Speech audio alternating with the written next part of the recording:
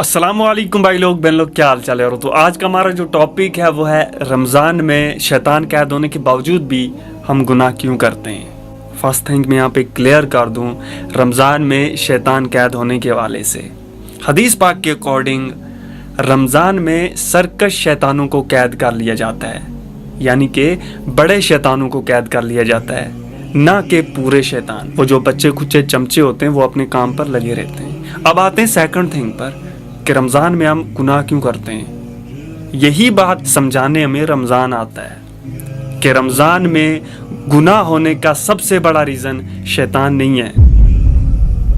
रमज़ान में गुनाह होने का सबसे बड़ा रीज़न हमारी एडिक्शन है, क्योंकि अल्लाह के साथ साथ तुम्हारी करतूतों से तुम अच्छी तरह वाकिफ़ हो। मैं मेरी करतूतों से मैं अच्छी तरह वाकिफ़ हूँ।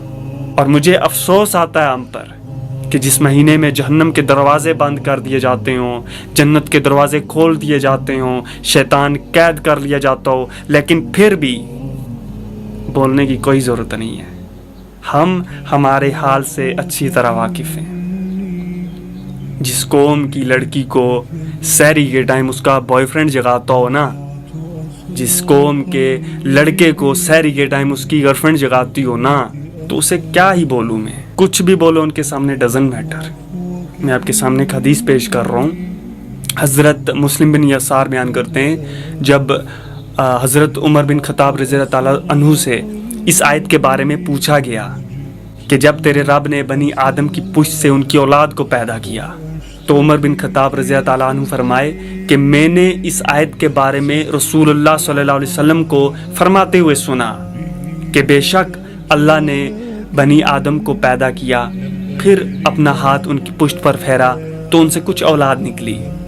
तो फरमाया मैंने इन्हें जन्नत के लिए पैदा फरमाया और ये अहले जन्नत कैसे अमाल करेंगे। फिर जब उनकी पुश्त पर हाथ फेरा तो उनसे कुछ औलाद निकली, तो फरमाया मैंने इन्हें जहन्नम के लिए पैदा फरमाया, तो ये अहले जहन्नमियों कैसे अमाल करेंगे।